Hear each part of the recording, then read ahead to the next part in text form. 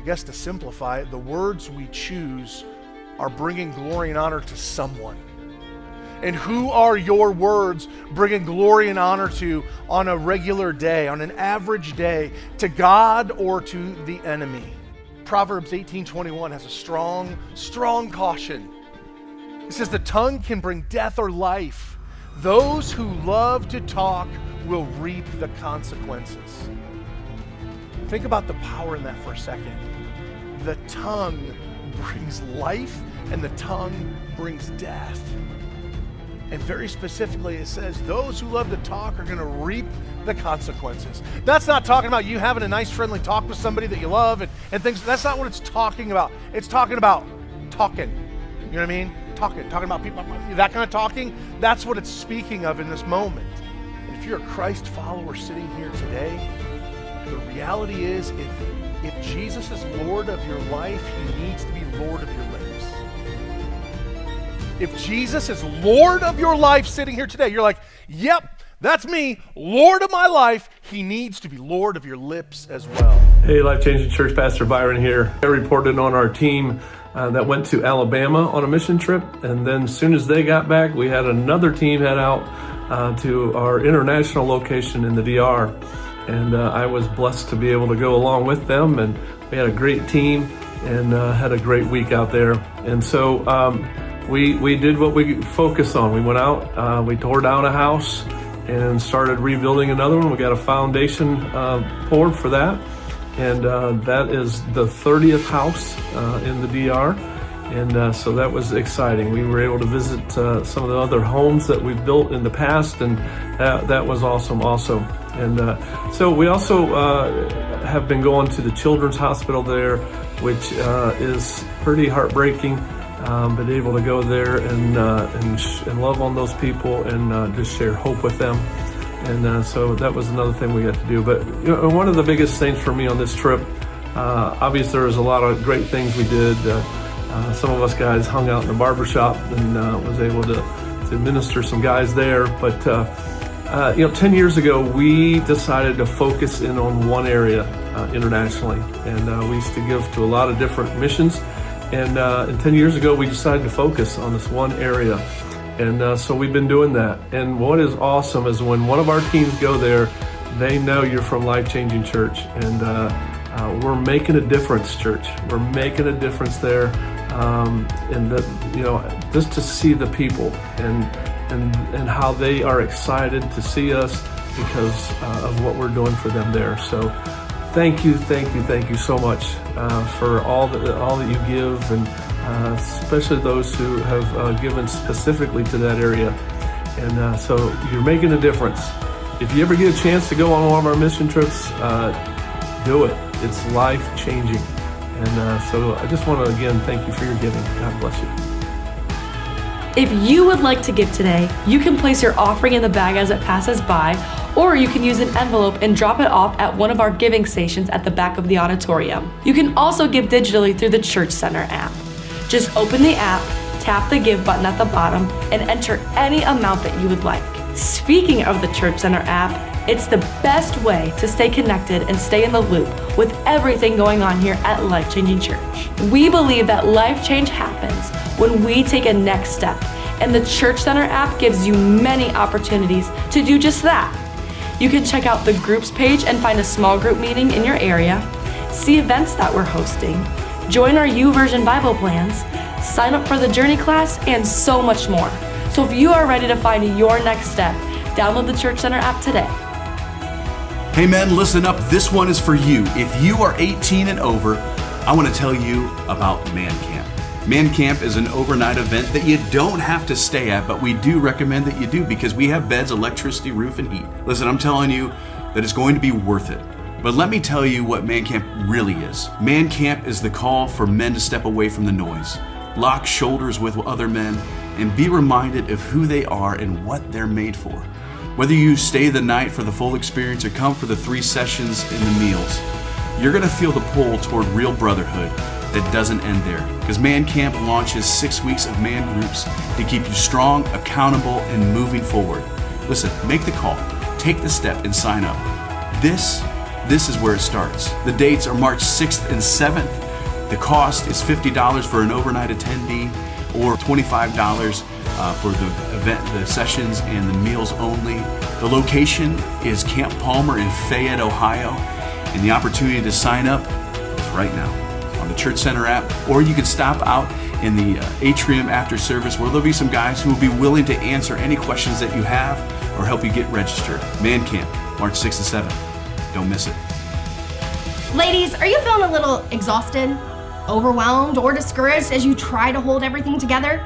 If so, we believe this next round of Treasured is for you. And it could be the start of a new season where you discover that with Christ, you are truly stronger than stress. And if that's not you, if you're in a season of strength and steadiness, we need you too.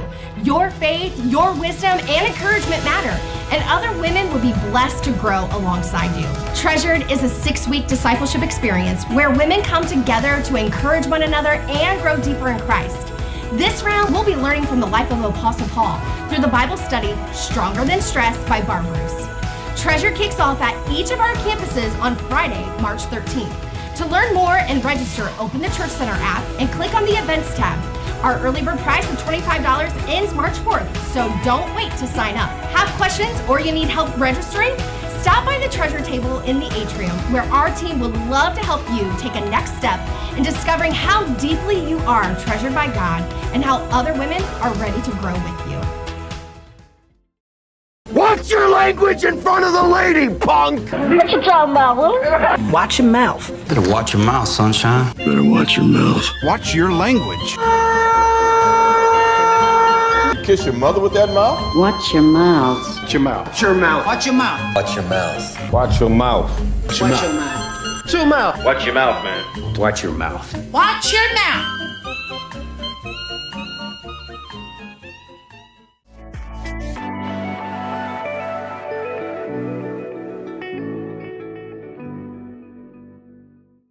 The surgery. What are my odds of coming back to baseball? And they said literally 0%.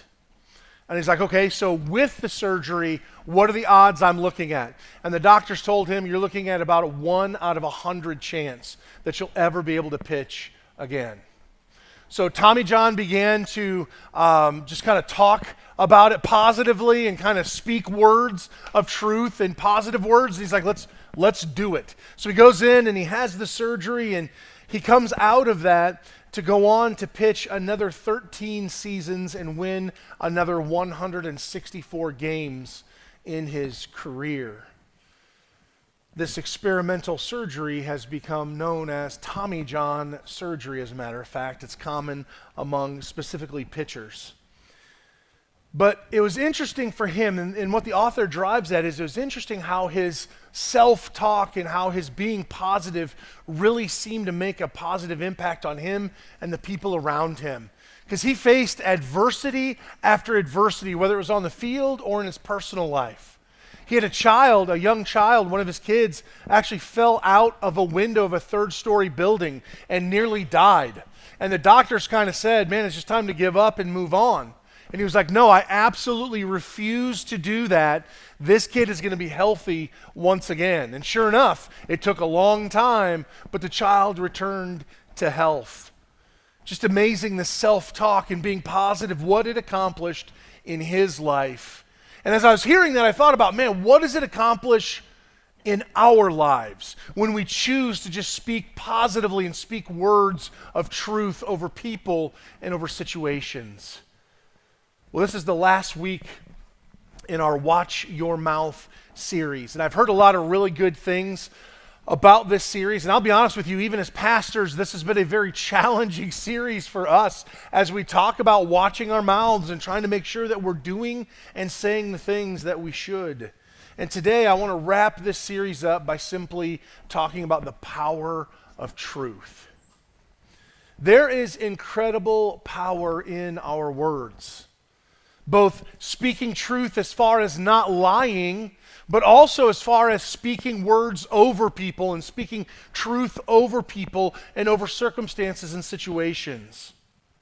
So if we were to have the time to one-on-one. We just go out to the atrium out there and you meet me one-on-one at the table with a cup of coffee and a donut, and we're just able to have the time to just talk one-on-one. What would your words speak about what's going on in your life to me? You understand what I'm asking you? Like, if I were to hear you just talk to me freely about, hey, what's going on in your life? Tell me about yourself, whatever. What would your words say about your life? What would your words say about your allegiance? What would your words ultimately say about your faith? Because I really believe what we say reveals who we are. We either honor God or we align ourselves with the enemy. We either honor God with our words or we align ourselves with the enemy. And it may sound a little aggressive, it may sound a little harsh, but biblically it's the truth. Because very simply put, friends, we have two options with our words. We either honor God or we align with the enemy. And it's crazy to think about the contrast that we have. The ability we have to speak truth and to speak life, or to speak death and anger and hatred and all of those things. I guess to simplify it, the words we choose are bringing glory and honor to someone. And who are your words bringing glory and honor to on a regular day, on an average day, to God or to the enemy? All right, Pastor Brock, we know it's been a while since you've been in Edgerton, but we feel like you're being a little bit dramatic. Maybe you're being a little bit heavy-handed here. Maybe you're like really going to like some length to prove a point. The reality is, man, I wish we could positively understand the impact of our words. Your words, our words are so incredibly important and so incredibly powerful. Simply put, words matter more than we think. Words matter more than we think. I'm going to bend my microphone real quick because my beard is eating it again. I am so sorry. I hear it doing that. Sorry. Okay, we're going to try not to. I'm sorry. It's crackling because my beard is angry. Whatever. Okay. We grow accustomed to saying whatever we want. Like throughout the course of our lives, we find ourselves, if we're being really honest here today, we get so used to just saying whatever we want to say in a moment. If we're angry, if we're ticked off about something, if things didn't go our way, 9 times out of 10, we're so quick to just say whatever's in our mind. The filter is broken, here come the words. It's just incredible to me, the amount of power that we wield with our mouths. It's incredible. Proverbs 18:21 has a strong caution. It says, the tongue can bring death or life. Those who love to talk will reap the consequences. Think about the power in that for a second. The tongue brings life and the tongue brings death. And very specifically, it says those who love to talk are going to reap the consequences. That's not talking about you having a nice, friendly talk with somebody that you love and things. That's not what it's talking about. It's talking about talking. You know what I mean? Talking about people, that kind of talking. That's what it's speaking of in this moment. Life and death is what we have the ability to speak. Speech is powerful. Death and life are in the tongue. We can speak life to each other or we can speak death to each other. So I want you just for a moment, think of a time in your life where someone spoke positivity into your life. Maybe they said, hey, I see this in you and it's incredible. Or maybe somebody came to you and said, hey, I know you've been going through some things in your life. I just want to pray over you. Or maybe somebody said, hey, good job on what you did there. That was awesome. Think about that for just a second. Y'all have a time where you got a thought in mind? So my question is, what words would you use to describe that? I mean, just think about it for a second. What words would you use to describe how that made you feel in that moment? Now, on the opposite side of things, think of a time where someone spoke negativity into your life. Think of a time where you needed encouraged by someone and they cut you off at the knees. Think of times where people have spoke like angry words or words of hatred to you. You got one of those times in your mind? How does that feel? Like, what describing words would you use to describe how that feels in your heart? It's devastating, right? And here's what's frustrating to me. As I was writing this message, here's what's frustrating to me. I don't know about you, but I can remember so much faster the times where people have spoken negativity into my life versus the times people have spoken kind words or positivity. Anybody else with me on that? Isn't that amazing how that works? And again, it points to the power of words. Here we are 20, 30, 50, 70 years after someone said something so angry or hurtful to us, and man, we can still feel it right now, right here today. It's incredible, the words and the power we have in that. And let's be honest for a second, a lot of times, because we tend to, if I can say this, we tend to kind of think about ourselves a little bit. So we tend to think about other people's impact on us. And it's really hard for us to really slow down a little bit and stop and go, wait a minute, but what impact am I having on other people? What are my words doing in the hearts and lives of the people around me every single day? See, you've spoken words of anger and hatred and all of those things over someone at some point in their lives. You've spoken truth and life and love to people into their lives. My point being, words matter, and we would do well to watch our mouths. So today we're going to kind of talk about those two things. We're going to talk about why it's important to not lie, why it's important to speak truth, and we're also going to talk about why it's important to speak words of graciousness and love and hope over people as well. There's an interesting story found in the book of Matthew, and I'll get to that in just a moment, but Jesus is addressing the Pharisees. And if you've grown up in church, you've heard the word Pharisee used a lot.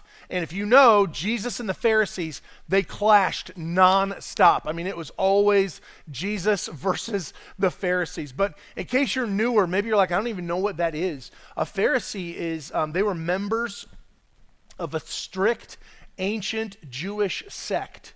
And this sect was known for observing the written law as well as the oral tradition that had been passed down throughout the generations.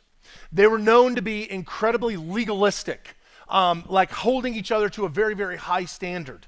As a matter of fact, it would not be uncommon for them to get together and literally spend time arguing about who among them was the holiest, who among them had followed the word to the letter and was doing better than anyone else. And those are the people that time and time again, Jesus has got serious beef with. Because Jesus understood, man, you're missing something, and you're missing something very, very important. And as a matter of fact, Jesus reserved some of his harshest, most aggressive words for the Pharisees. And here in the text I'm going to share in a moment, right above that actually, he addresses the Pharisees and says, hey guys, you know what you are? Do you know what you Pharisees are? You are dead trees producing dead fruit. Like in essence saying there's nothing good coming from you because all you're doing is producing death. And then in the next verse, Matthew chapter 12, verse 34, addressing the Pharisees, he says, you brood of snakes, how could evil men like you speak what is good and right? For whatever is in your heart determines what you say. I'm not going to lie, I had to look up the word brood. I was like, what's a brood? I thought a brood was like a group or like a flock of them or something. A brood is actually an offspring, like an offspring of something else. So basically, Jesus is going, hey, guess what, you baby snakes? Guess what you're doing here? Guess how you're treating people? Evil is flowing out from you all the time. And he caps it all off by saying, for whatever's in your heart determines what you'll say. And friends, I got to be honest, I think that is a part of Scripture that we need to apply to ourselves right now, right here today. And tomorrow and Tuesday and Wednesday and every day for the rest of our lives. That we would have this understanding of whatever is in our heart, it really dictates what comes out of our mouth. Speech flows from the heart. Words become an indicator of what's going on in here. You see, we can clean ourselves up and look nice for church and do all the things and come to church and smile and shake hands and act like everything's awesome. But if we're really paying attention, your words are going to give you away. You could fake it for a while, for sure. You could fake it for 20 minutes on a Sunday morning or whatever, but eventually those things come out. Like your dashboard light on your car flashing and going off and saying, hey, there's a problem. That's what our words become for our hearts. Truth versus lies. Why do we lie? Have you ever thought about that? Why do we lie? Let's not pretend that we all in this room haven't lied at some point in our lives. Of course we have. Some of us have lied today maybe. But why do we lie? We lie to impress. We lie to maybe get out of trouble or to avoid conflict. Maybe we lie straight up just to deceive someone or to avoid punishment or to gain a reward or to protect yourself. But whatever your reason behind lying is, I say this with all due love and respect, lying doesn't happen on accident. Lying does not happen on accident. Lying is a decision that we make. Lying is a heart issue we have. And yeah, I understand sometimes lies flow out so fast you're like, I wasn't even intending to lie there. Lying can become such a habit that it becomes our first knee-jerk reaction to things. I understand that. But lying doesn't happen on accident. It's through volition. Have you ever told a lie and as it's coming out of your mouth, you wish you could just pluck the words out of the air before they reach the ear of the listener? Have you ever had that experience? I would be willing to imagine we all have. It's like the old illustration of the tube of toothpaste. Once you squeeze the toothpaste out, there's no putting it back in the tube. It just does not work that way. Once that tube is sealed, it's sealed and you can't get it back in. And for us, when we speak lies, when we speak words of anger and hatred and all those things, we cannot get those words back. They're just simply out there. And if you're a Christ follower sitting here today, the reality is if Jesus is Lord of your life, he needs to be Lord of your lips. If Jesus is Lord of your life sitting here today, you're like, yep, that's me, Lord of my life. He needs to be Lord of your lips as well. And again, it's not simply enough to not lie. Hey, just avoid lying. Check that box. You're doing great. Woo! That's awesome. Don't lie. But that's not enough. We actually need to speak truth. We must speak truth. So let's talk for a second, though, just for a minute. Let's talk about the source of lies. Because I want to make sure that we're all on the same page here. A lot of us would probably already know the source of lies, but let's just make sure we're all on the same page. Biblically speaking, Satan is the father of lies. The Bible makes that abundantly clear. Probably no huge surprise for anybody sitting in the room today. But Jesus brings so much clarity, though, to this idea of Satan being the father of lies. And honestly, the words I'm about to share with you are devastating. They are absolutely devastating. And again, Jesus wielded them towards, you guessed it, the Pharisees. In John 8:44, Jesus is speaking with the Pharisees again, and he says, "For you are children of your father, the devil." Whew! That's a bit of a searing indictment, isn't it? I mean, honestly, could you imagine if one of the pastors got up here and said, "Hey, good morning, children of the devil. So glad you're here today." Would you stick around? Would your feelings be hurt? Would you be like, excuse me, children of the what? Like, that'd be hard to hear. And Jesus is looking at these religious leaders and going, hey, you are children of the devil, and you love to do the evil things he does. He was a murderer from the beginning, and he has always hated the truth because there's no truth in him. When he lies, it is consistent with his character, for he is a liar and the father of lies. Jesus is, man, just laying waste to these leaders, calling them out. Hey, there's no truth in Satan, and guess what? There's no truth in you either. And again, I think this is one of those areas of our lives it would be appropriate to apply this text to us. Man, are the words we're saying, are they true? Are the words we're saying, are they honoring to God? Because again, it becomes abundantly clear that when we are speaking that language, we're speaking the language of the enemy. But when we're speaking truth and we're speaking love and we're speaking grace, we're speaking the words of God. There are two big dangers with lying. I just want to hit them real quick. Number one, lies distort reality. Lies distort reality. When truth isn't honored, nothing can be believed. So if you're sitting here right now and you're a follower of Jesus and it's been hard to put to death the part of you that tells lies, quite frankly, you've got to remember what's your purpose in life. If you're a follower of Jesus in this room, what is your purpose? Your purpose is to be salt and light, to be different from the rest of the world, right? To be a light that goes out into a dark world to proclaim the truth of the gospel of Jesus Christ. That is our purpose for those of you that are followers of Jesus in the room. But the problem is, if we engage in lying on the regular, people take note of that. People pay attention to that. And it's not long before it doesn't matter what you say, they're not going to listen to you. Hey, the sky's blue outside. They're going to go to the window and look. It's important that we tell the truth because if we don't, it distorts reality.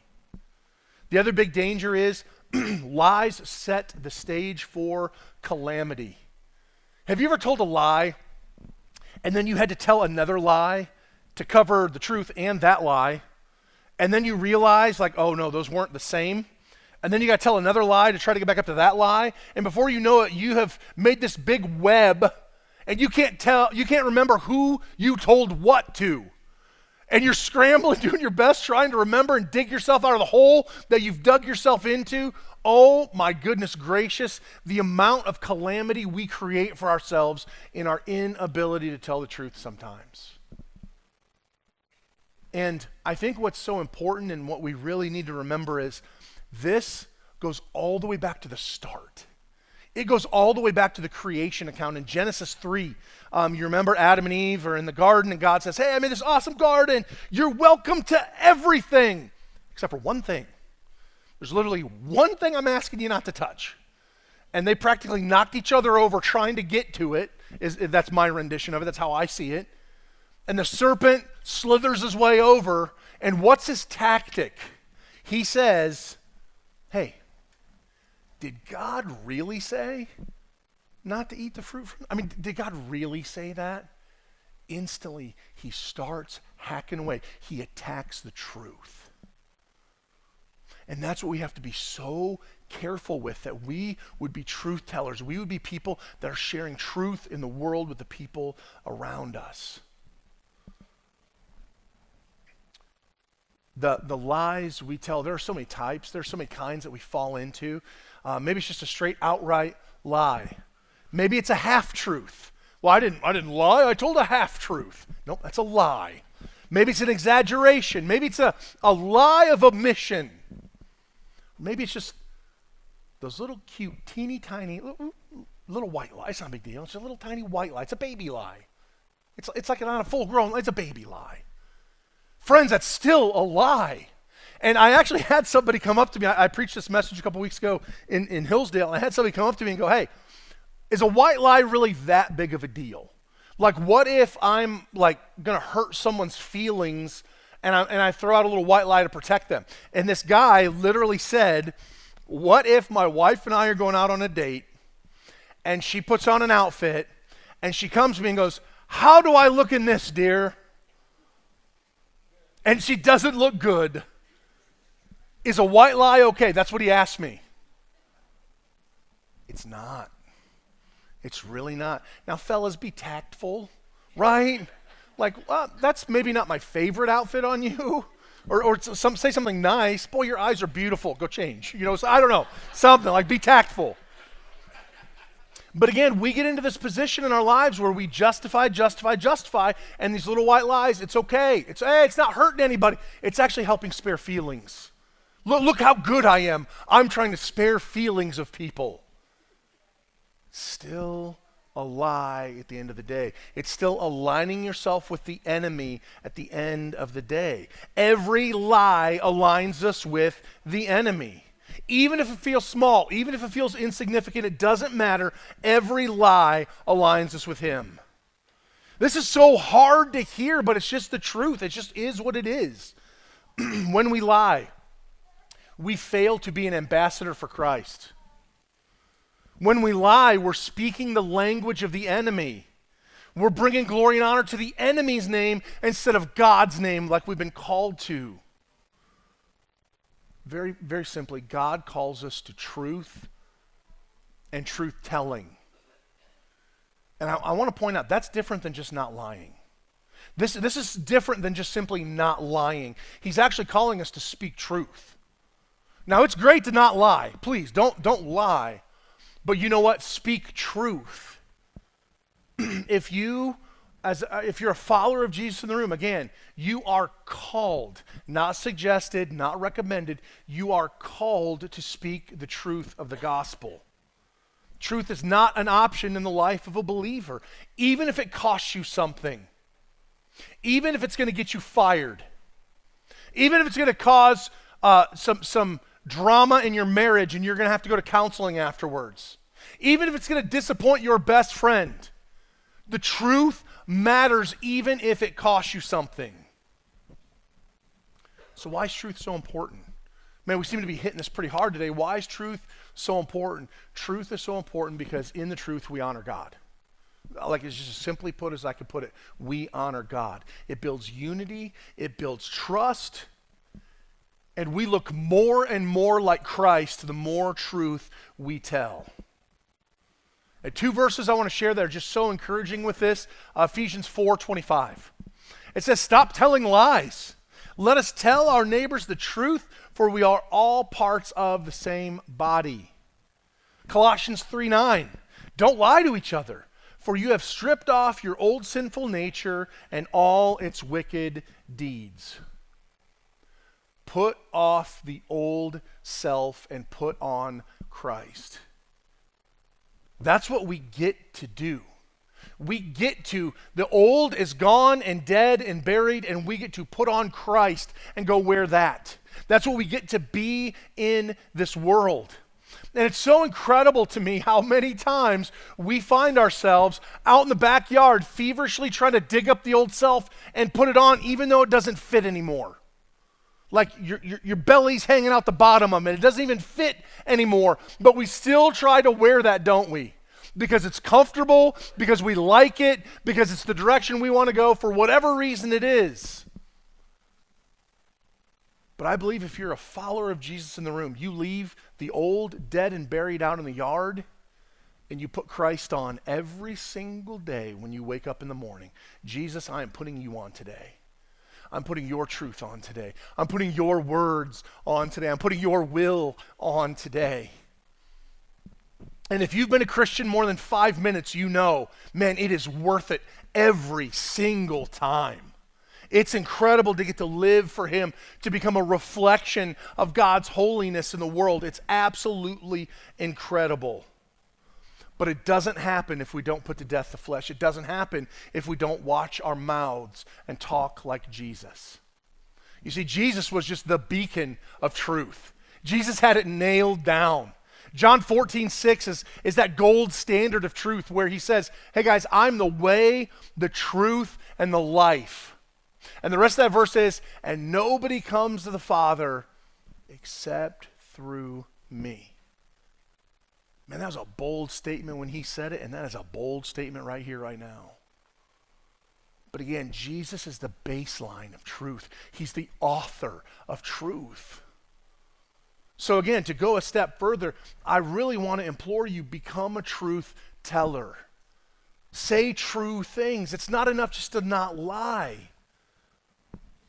We need to care enough about other people to be honest with them and to speak good into their lives. We tend to, as humans, really enjoy blowing people up. Man, we enjoy being critical, and like we'll have a conversation with someone and that person walks away and we immediately look at someone else, did you hear what they said? Wasn't that dumb? Like we can't help ourselves. We enjoy doing that sometimes. And I believe we're called to a higher standard. I think God says, hey, knock it off. Be a truth teller. Speak truth and life into people's lives. To me, the most bold example of this probably is social media. Social media is an absolute cesspool, man. You guys know. You see that stuff. You see how critical people are. Like if there's a Williams County scanner page or something, and somebody asks a question, hey, what level snow emergency are we on today?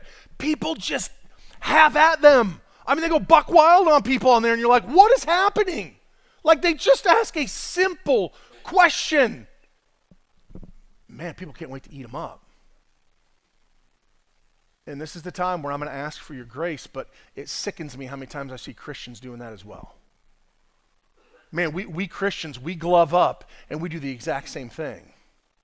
And we'll justify it 10 or 15 different, oh, they had it coming, or I don't like that person, or that person said something to somebody I love, and so I'm gonna put them on blast or whatever. We justify it 15 different ways, but the reality is we are called to more.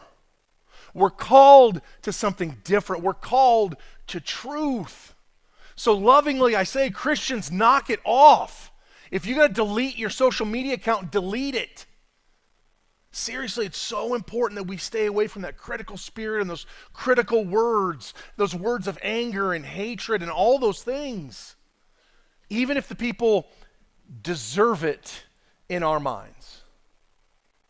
My daughter Grace, this has probably been 15 years ago, she was new to Instagram, and she was following this family, and I don't remember their names, it doesn't matter, but they sold some app or something and made like millions and millions and millions of dollars. So they sold their house and all their things, and they just started traveling full time. And they would do YouTube stuff and Instagram stuff, and they're like this super cute, super wholesome family with a little boy and a little girl, and they would go travel and do things. And Grace absolutely loved watching their stuff and reading their content. It was super, like I said, super great family. And I'll never forget, there was a picture that they posted on their Instagram. Husband and wife, it's like sunset on the beach, really pretty, like beautiful background. Husband and wife are standing, and they're kissing each other. And then he's got their little boy on his shoulders, and she's got their little girl on her shoulders, and they're kissing too. Like this, like adorable little family picture. And people went savage on them. I'm talking full on feral. The stuff they were saying about this family, the stuff they were accusing them of, I'm talking, they blew them up over this stuff to the point where they finally deleted the post and made a public apology even though they had done nothing wrong. This is the kind of stuff, this is the kind of behavior I'm talking about, because I've got little Grace coming up to me with her phone and going, help me understand this. What did they do wrong? Why is everybody being so mean? I'm like, sweetheart, I don't have an answer to that. I don't know why everybody's being so mean. I don't know why we're just one or two words away from absolutely losing it. We're one experience away from throwing in the Christian towel for a minute and just seeing red, aren't we? Man, I'll be honest with you too. Like I don't want to pretend like I'm exempt to this or I've mastered this. When I was writing this sermon, sometimes writing sermons is dangerous because then God, you get in situations and God's like, let's see how you do here. And it's never good for this guy. But I came home. My wife and daughter were not home. I came home and our dogs had left a wonderful surprise in the kitchen for us. And it wasn't like a standard surprise. It was like it looked like a college frat party for dogs, if you understand what I'm saying. Like it was a full-on awesome situation. And I've shared before, I don't know if you remember, but these dogs are not my dogs. They're my wife's dogs. Like, I mean, like we get along and stuff, but like she is their person. She loves them, they love her, and I'm like, hey, you still live here, great, you know, kind of that kind of relationship. So I walk in and I see, well, I smell it first, and then I walk in and I see it, and I'm not gonna lie, I went to 100. I mean, I didn't hurt the dogs or whatever, I didn't punch a wall, but I just lost it for a minute. I started yelling and oh, dogs, losing my mind. And then it came, I look and the windows are open because it was a nice day, and I'm like, oh, that's awesome. The neighbors think I'm absolutely nuts, which they had a good feeling of that anyway. But my point is, why is that where we go so quickly? Why do we lose self-control in those moments so quickly? Again, we're all in this together, right? It's so important that we simply remember, nope, that old self of absolutely losing it on someone or even into the air, that's gone. I have self-control, I have discipline, I speak words of truth, speak words of life, speak words of graciousness, those kinds of things. Again, we live our lives differently than the rest of the world. It's so important. We just wrapped up our age group, small groups up in Hillsdale, just like you all did here. And in our group, we were talking just about the tongue and lying and all those things and speaking words over each other. And somebody in our group brought up Proverbs 27:6. And I don't know if you're familiar with Proverbs 27:6, but it says, wounds from a trusted friend are better than many kisses from an enemy. Think about that for a second. Wounds from a trusted friend are better than many kisses from an enemy. So I am not saying don't say hard things, okay? I'm not saying that there aren't times and places where we have to say incredibly difficult things to one another. Of course we do. That's what life looks like. That's what following Jesus looks like. So please don't misunderstand. I'm not saying we don't say hard things to each other. But I'm saying the way we say things matters. The words we choose matter. The place where they're flowing out of our heart matters. All of those things are so important. I spent years being discipled by a guy that I just love and respect like crazy.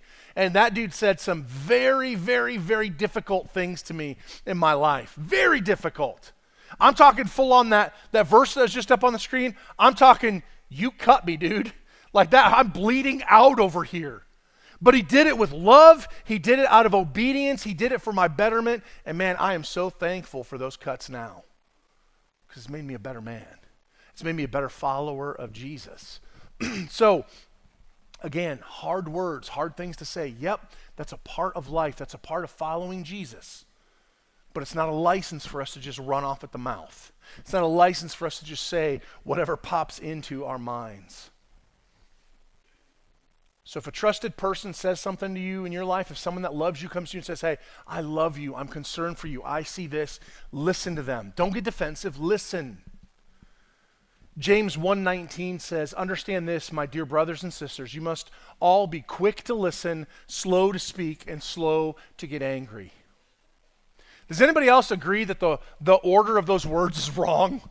Like, isn't it slow to listen, really, really quick to speak, and lightning fast to get angry? I mean, does anybody else want to sign up for that version? I'll tell you where that version leads you, to not good places. James warns us, hey friends, listen. Be quick to listen. Like be really, really quick to listen. Slow down. Be very slow to speak. Take those words give me a quick time out. Give me a quick time out. Let me go digest what you've just said. Let me come back to you, okay? Don't just react. Give it a minute. And be slow to become angry. Before we speak, asking ourselves the big three, is this true? Is it necessary? Is it loving? Man, that saves us from so much. If we'll just get in the habit of doing that. Again, I'm not trying to beat anybody up here today. I'm just saying, like, we're all in this together, and this is a struggle that's all worth fighting for all of us, that we would watch our mouths, because there is freedom in the truth. There's freedom in truth. Truth brings the freedom, it brings peace, it brings God's favor, it brings harmony among people. It's so, so good. One scripture that is very popular, you've probably heard it a million times, John 8:32. It says, and you will know the truth, and the truth will do what? It'll set you. Man, it feels good to be free, doesn't it? I'm talking, it feels really, really good to live a free life. And if we're in bondage by saying all those words, and we're out lying to people, and we're tearing people down and all that, we're not free. That's not the freedom that Christ died to buy. The freedom Christ died to buy is you living free and speaking truth and life and hope and love into other people's lives. So this week, I want to throw out a couple quick challenges. I'm going to wrap up. We're going to be done. This week, watch your mouth. Students, watch your mouth at school. Watch what you say. Be different. Families at home, watch your mouth. Watch how you speak to each other. At work, talk differently. Online, keep scrolling. Don't stop for that comment. It may be tempting, just keep scrolling. Don't do it. This week, it's not enough just to avoid the bad. Let's do some good. This week, I want you to pray, like literally today, pray, Holy Spirit, lead me to someone that I can speak truth over. Like, Holy Spirit, lead me to somebody I can pray for or pray with or whatever. Do you understand what I'm saying? Because the Holy Spirit's good for it, man. If you're ready, he's good for it. I'll give you a quick pro tip. One of the things that I witnessed that was so awesome and it's so easy to do, I went to dinner with Byron and Jason Tucker. The three of us should not be together in public probably. But it was awesome because at dinner, the server brought our drinks to us and Byron said, hey, we're getting ready to pray. How can we be praying for you? Man, her expression on her face just completely changed. And she actually shared a couple prayer concerns for her life. And then we prayed for her, and it was awesome. So I totally ripped that idea off and pretended I made it up. And I've tried it several times. And there's even one time where a server broke into tears and sat down and said, will you pray over me right now? Wow, I would love to do that. So this week, don't just try to avoid lying. This week, speak truth. Ask God to put you in the path of someone that needs your encouragement, that needs God's words of truth in their life. Ask God to give you wisdom in what those words are that you're going to share. And again, there is so much power in the simple words, how can I be praying for you? That can change lives. I'm not even joking. It can change lives because God is in that. Speak truth into someone's life this week. I'm serious. Speak truth. Do avoid lying this week. Don't do it. Don't fall into the trap. Seriously, avoid it. And if you find yourself going down there, stop.